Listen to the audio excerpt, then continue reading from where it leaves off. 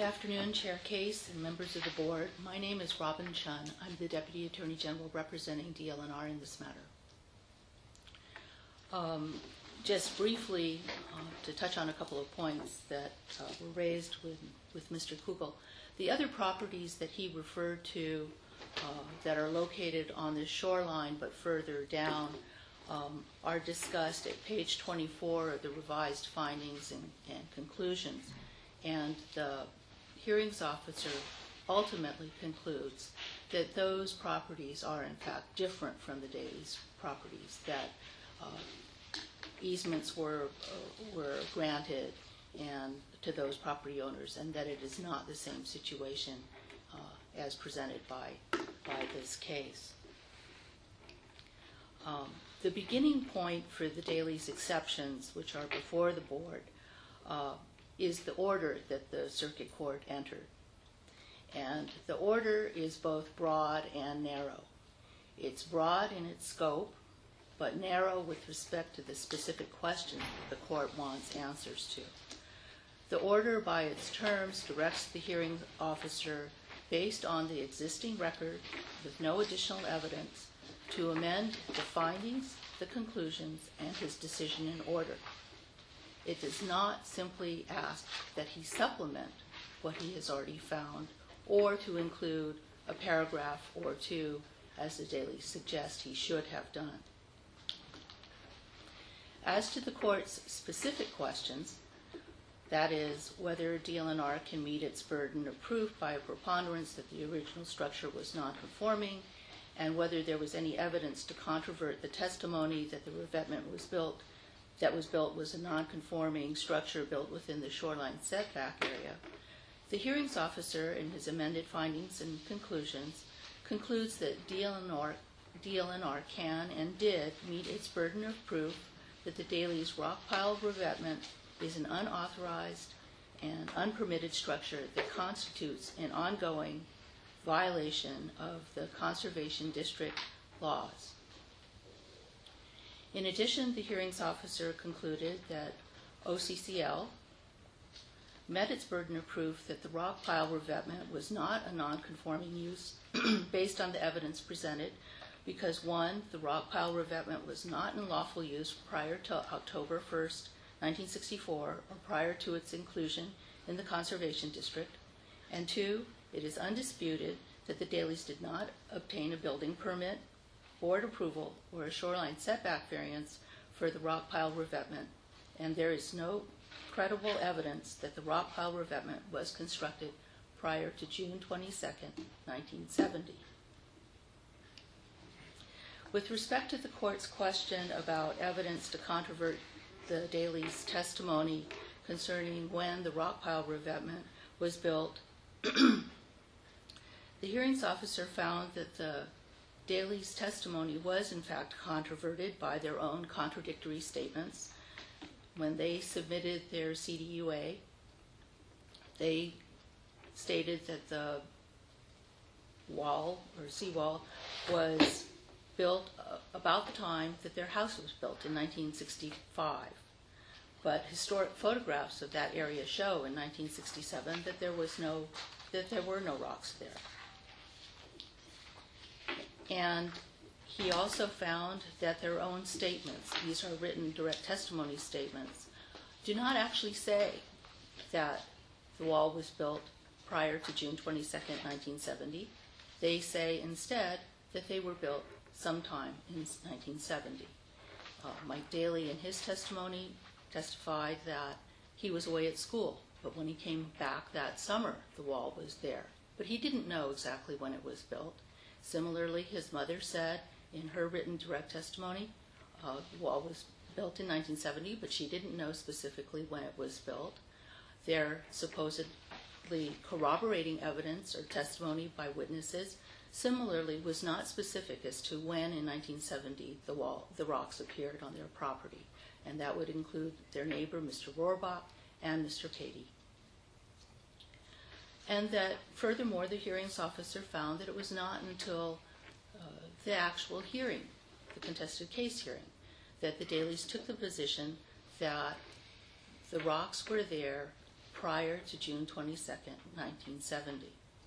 So there was controverted evidence in this case. We did not present a witness that said, I was there on June 22nd, 1970, and there were no rocks. We did not have direct testimony to that effect. But there was this other evidence that the hearings officer was certainly entitled to rely on. With regard to the burden of proof on this issue... Could I stop you right there? Certainly. Please tell me what that other evidence was. That the wall, that the evidence that the wall was constructed after June 22nd, 1970. You've gone through and and I understand that the hearing officer discredited testimony that indicated the wall was built sometime before summer of 1970. I read that part. And then you said, we do not have a witness who says they were there, in 1971 and the wall wasn't there yet. And then I thought I heard you say there was other evidence that the hearing officer used to conclude that the wall was not there by June 22, 1970. Am I wrong? And did I hear you wrong? I'm not sure if you heard me wrong or if I misspoke, but I didn't mean... Is there? Okay, so let me get to and honestly, this is my $64 question on this whole thing.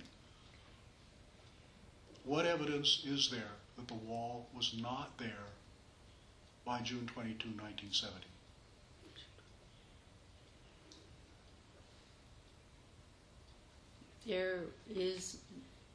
There was no specific evidence adduced that the wall was not there prior to June 22nd, 1970.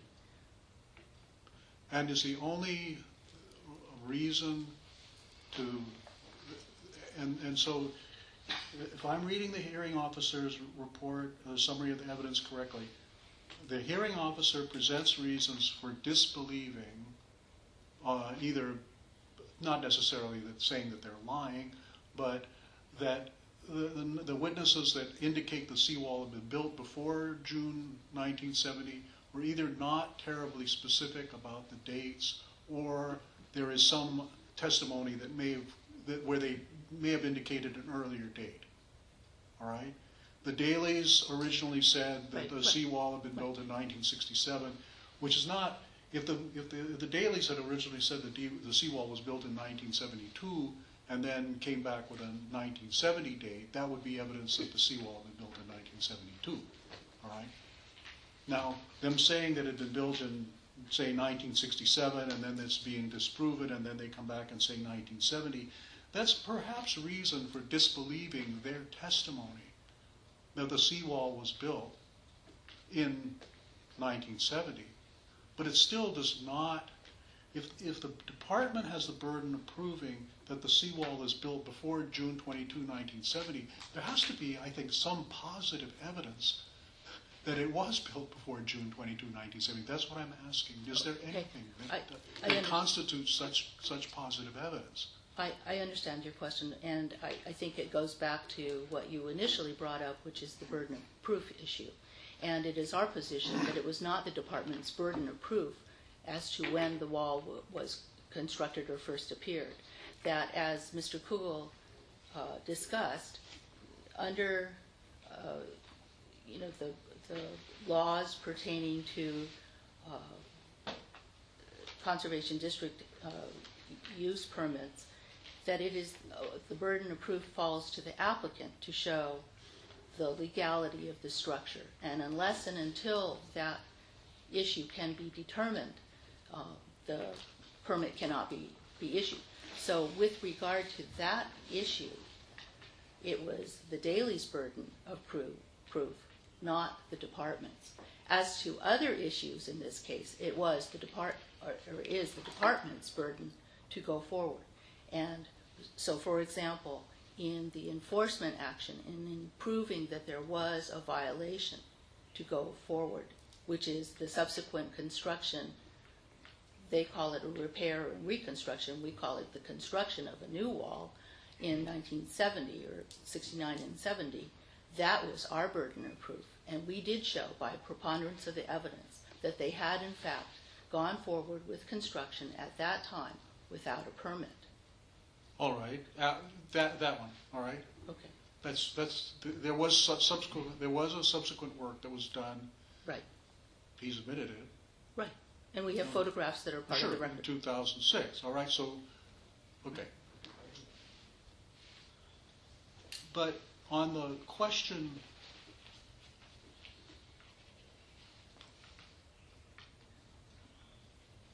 so is that a violation? Yes. Regardless, this is the other question I asked Right. Mr. Kugel. Is that a violation regardless of whether we were, the department, I don't want to say we in this case, but the department was mistaken in not, in not allowing the repair that they asked for? Yes. Regardless, whether or not the department made a mistake, the fact that they then went ahead, and that's what we're saying is the violation. Yes. Okay. So then, why does the judge say in the remand order, in paragraph 1, ordered, adjudged, and decreed as follows: the court finds that the burden of proof was improperly shifted to the appellant to establish that the original revetment was a non-conforming use, and there was a legal assumption that it was non-conforming.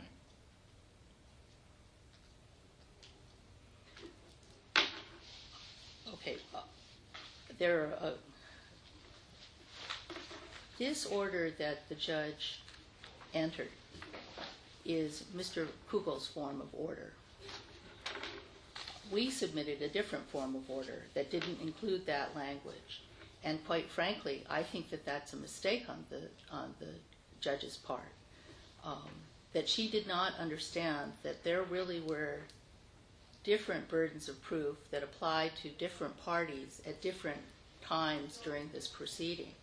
And because of her misunderstanding, it resulted in that language.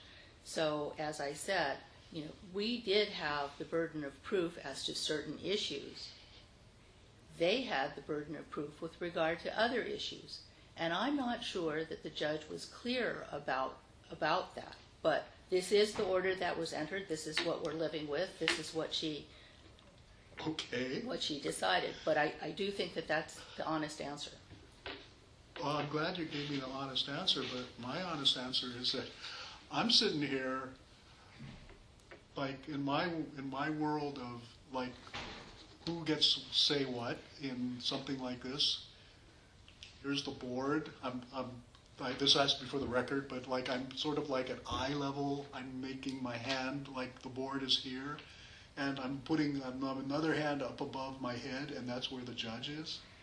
And so when the judge signs the order and says the burden of proof was improperly shifted, and the remand is to the hearing officer make specific findings whether the parties met their respective burdens of proof with regard to producing evidence and persuasion in 91-10,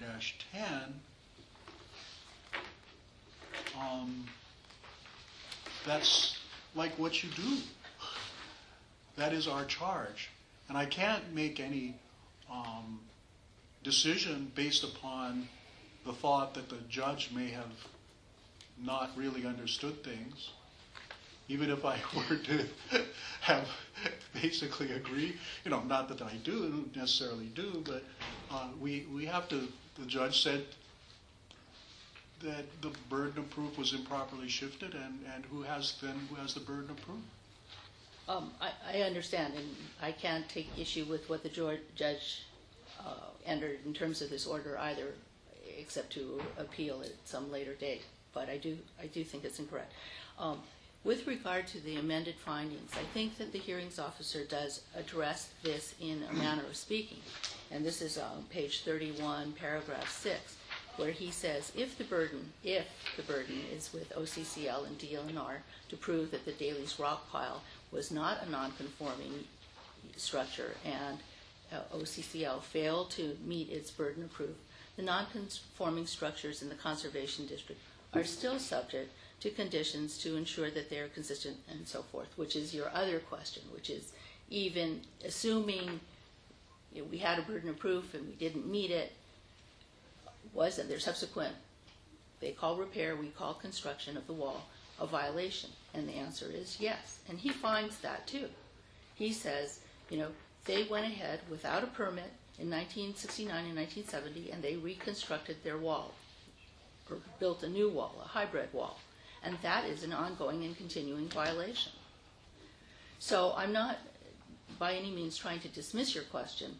I simply say that the hearings officer dealing with the order that the judge entered is arguing it both ways. It was not our burden of proving that it was legal to begin with, but even if it was, there is this problem with their subsequent unpermitted, unauthorized work. Well, based on what you're saying, what I've heard in the last 5 or 10 minutes, and from what I've read in the record, first of all, I have to say, I think the department has not met its burden of proof to establish that the wall was not non-conforming, because I don't see any positive affirmative evidence. I don't think that the burden of proof can be met by casting doubt upon the statements of the applicant and their friends that it was non-conforming. Simply, I doubt what you said is true does not prove what I say is true in this case. That's true, and I understand what you're saying. However, there is legal authority to support the proposition that even if uncontroverted, a trier of fact can choose not to accept that evidence. Well, certainly, but then we are left with nothing. If nobody knew anything about when this wall was built, all we know for sure is it was built sometime before 1975. I think that's everybody agrees. There's an aerial photo, and we agree it was built after a certain date. So there's a 10-year period in which it could be built. And I would say that the fact that there was this immense storm in 1969 is some evidence for a post-storm date. Okay, if we're like dredging for evidence here, but not a terribly, and there's actually some pretty good. I mean, there's decent testimony to indicate, like Bill Patey says, Dailey talked to me after the big storm about, and I said, you ought to build some kind of seawall or revetment, and I don't know when he did it. That's basically Bill Patey's testimony. But I don't think, in a sense that if the judge is saying that we have to establish that it's the burden of the department to establish on an enforcement case this fact, I don't see the evidence that meets that burden. This is our case, and I really feel like I'd like to. I will never be able to talk to you guys about this case because I'm a party, and this is the only time I can talk to you. And I'm concerned about the direction of this discussion. Okay, why don't you say what you have to say? Do you mind if I say something, Robin? Oh no, go ahead. I'm not sure that the judge had in mind that further evidence was going to be taken. She specifically remanded to the board and the hearings officer. There were going to be arguments. Her order addresses that. I know Sam had a chance to testify at the hearing, so did other witnesses, but I don't know what we're about to do here. So. Give us an argument and not evidence in this case. Okay. Give us a legal argument in the terms of like enforcement. If there's implications for enforcement practice, do not tell us anything about about, well, I happen to know that in this case, Mr. Dailey did blah, blah, blah. No, not Okay. at all. I just All want right. to clarify something for myself. Yes. Really, I'm speaking because Right. I'm confused. Right. And, this case, we brought this case to the Land Board. Mhm. And we already, we never really addressed the issue of non-conforming rubble structure. In 2006, Mr. Dailey built a new seawall. He may have plucked rocks from it and put it together. I think I hear where you're going. Yeah. I got that. Okay. I just Okay. want to make sure that Yeah, people, I got that. because you guys weren't here for that, so Okay. I want to make sure you understand that. Yeah, but we have a book this big on it.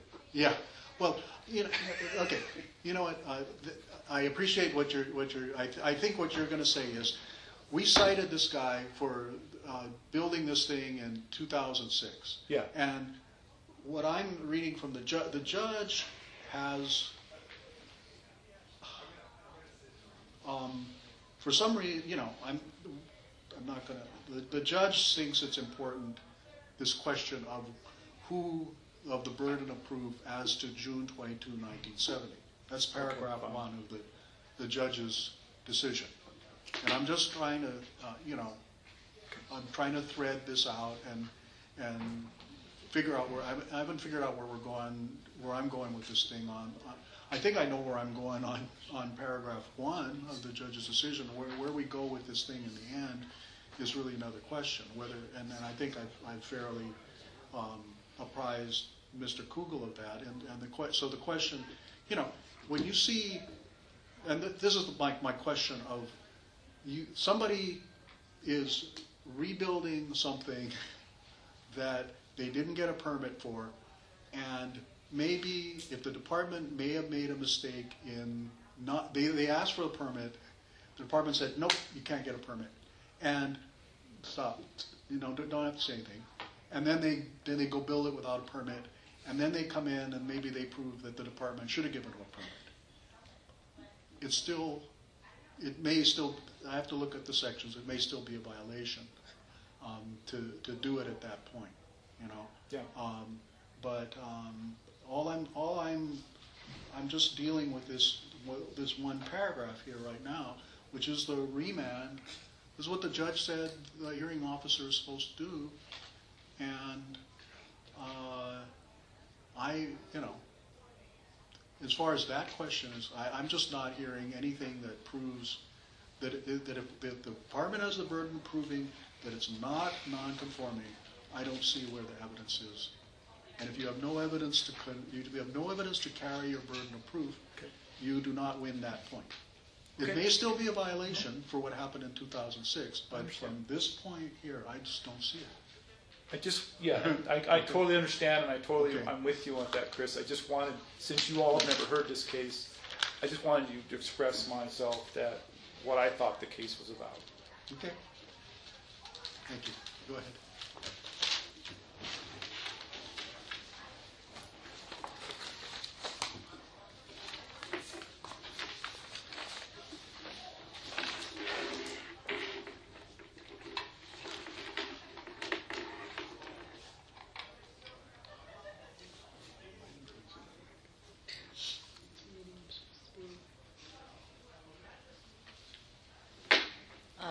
I'm sorry, I've kind of forgotten where I've left off, but with regard to their complaints about the scope of the remand and what the hearings officer did in this case, our position is that the order is broad. It requires that the hearings officer go and amend his findings, his conclusions, his decision, and his order. It does not limit him to simply supplementing what he had prepared before. And given that broad scope of direction, based on simply the existing evidence and without taking any new evidence, the hearings officer did comply with the order. So he did not, in his revised findings and conclusions, exceed the scope of the remand order.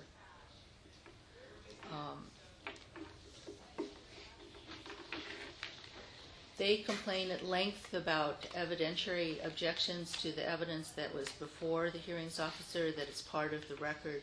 Those objections are not well founded. They complain on the grounds of hearsay, lack of foundation, that there was no sponsoring witness for these exhibits, but in fact they had stipulated to both the admission and authenticity of the very exhibits that they're complaining about now.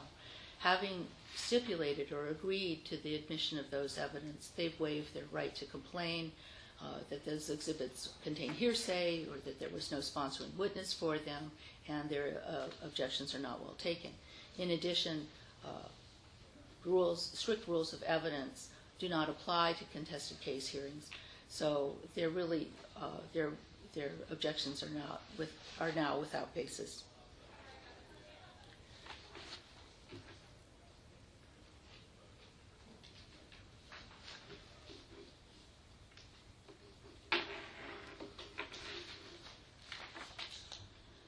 With regard to their exception concerning the penalties that have been imposed, those penalties are in substance the same as the penalties that were originally imposed. Originally, the hearings officer required that they pay $2,000 for the unauthorized construction of their rock pile revetment and remove the wall from the conservation district. The order of removal was to be stayed for a period of time to allow them to apply to the city for a shoreline setback variance.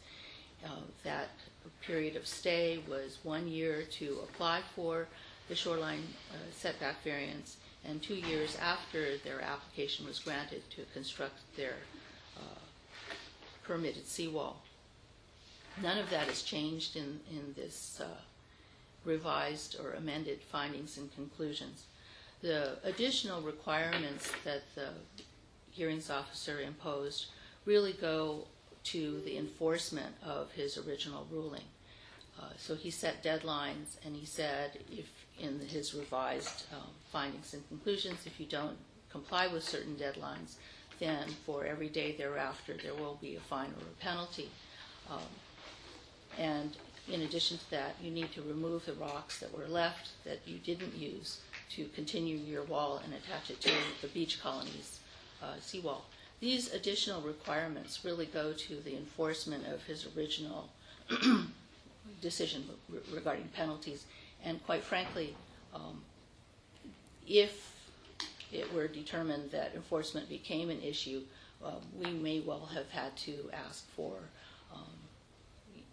a decision with regard to these things, because we would have difficulty establishing a deadline, and then what would happen if the deadline wasn't complied with. So in substance, the penalties that were originally imposed are the penalties that are imposed now, and there is no substantive difference between them. If there are any questions, I'd be happy to try to answer them.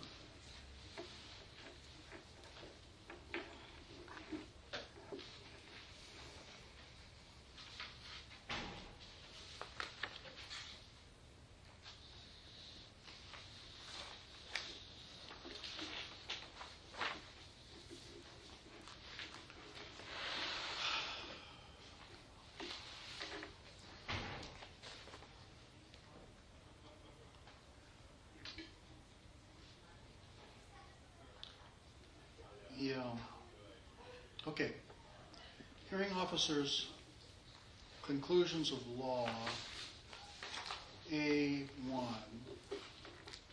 OCCL/DLNR met its burden of proof in the enforcement action. This is a hearing officer's findings of fact, conclusions of law. Bottom of page 28. OCCL/DLNR proved that the rock pile was not a non-conforming structure.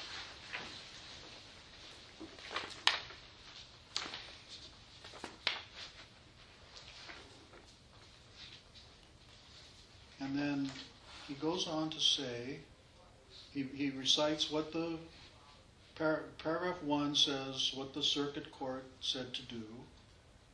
And then A says that it is OCCL DLNR is therefore found to admit its burdens of producing evidence and of persuasion as the initiating party to the enforcement action under this contested case proceeding, that the Dailey's rockpile revetment is an unauthorized and unpermitted structure pursuant to blah, blah, blah, as indicated in the May 23rd, 2007 meeting.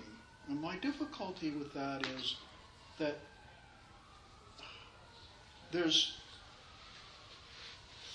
I'm not sure, the judge clearly in her order talks about proving as of June 22, 1970.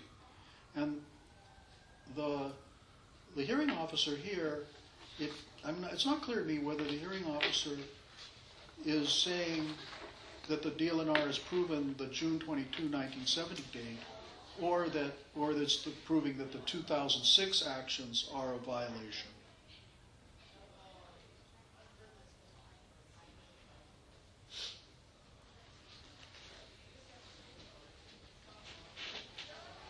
Under this mandate and upon the preceding, A says, under this mandate and upon the preceding findings of fact, OCCL/DLNR is therefore found to admit its burdens of producing evidence and of persuasion as the initiating party to the enforcement action under this contested case hearing, that the Dailey's rockpile revetment at Mokuleia, blah, blah, blah, is an unauthorized and unpermitted structure pursuant.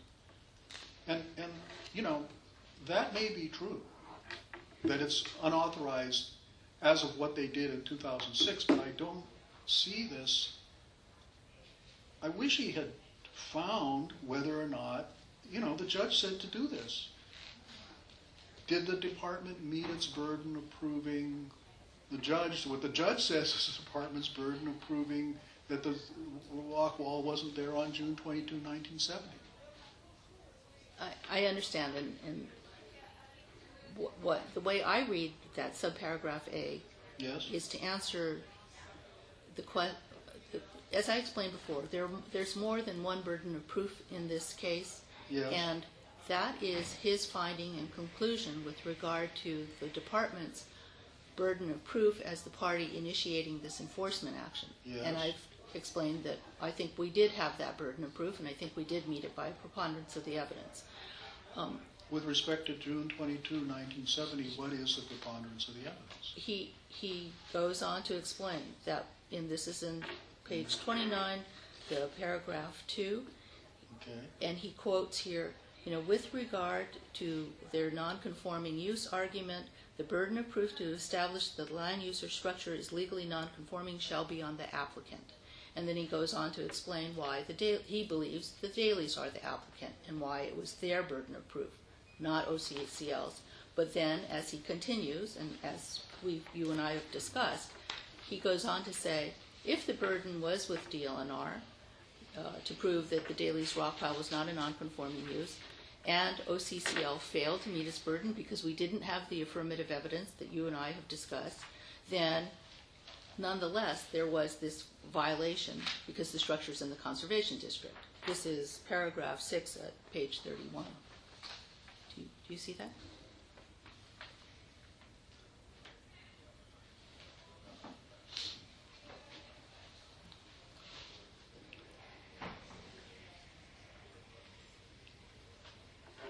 Well, I see it. I just have to say that who's the hearings officer? Dr. Miyake. I just don't see. I see the judge saying, tell me if DLNR proved that the wall was there on June 22, 1970, and I don't see the answer.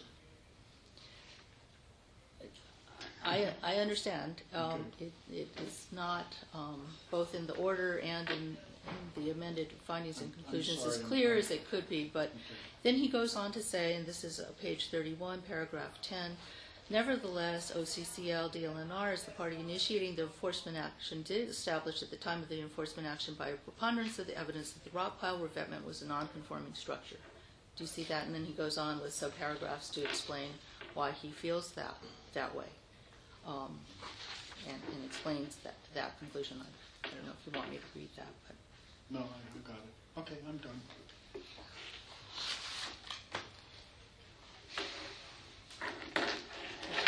Thank you.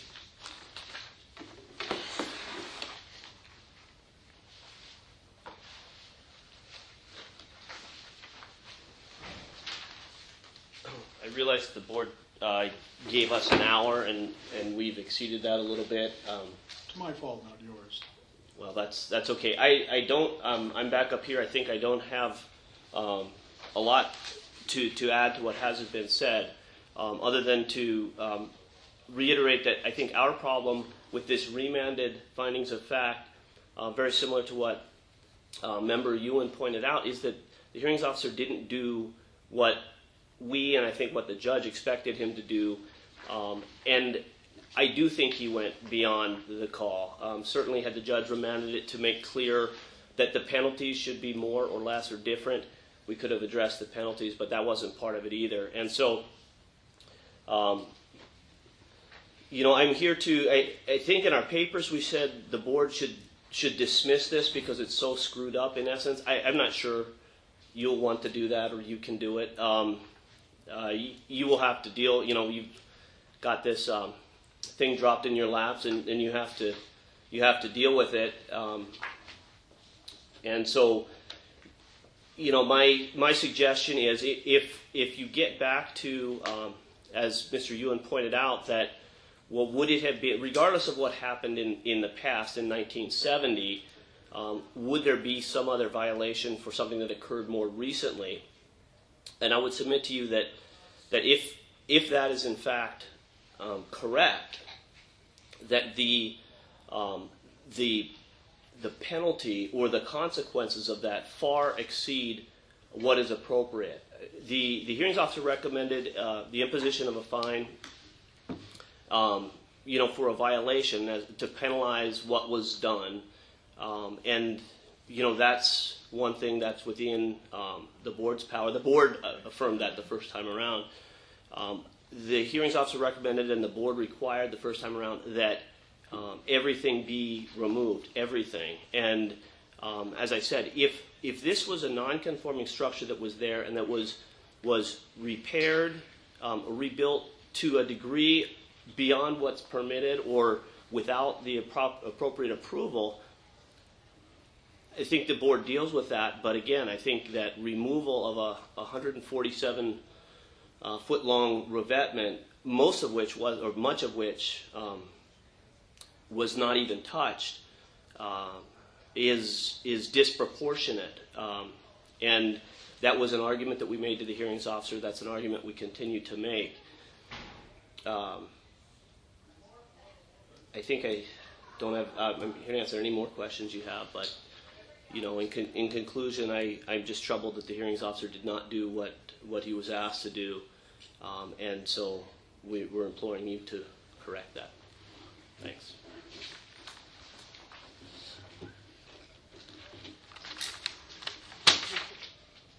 So, we just You have to decide if you want to decide now, discuss, whatever you want to do. What I would I'd like to briefly go into executive session. You don't need to, you're not in a sunshine meeting. No, but these. But yeah, you could deliberate out of the To presence deliberate, of the yes. parties. Honestly, I don't know where the other members are at. I'm not ready to come up with something right now, but I want to have a brief discussion. could I ask? Like 5 minutes, if we could. My office is full right now, so. Yeah. In a meeting I was supposed to be in, so if you don't mind, yeah. Thank you. I turned this off. Turn it off. Yeah.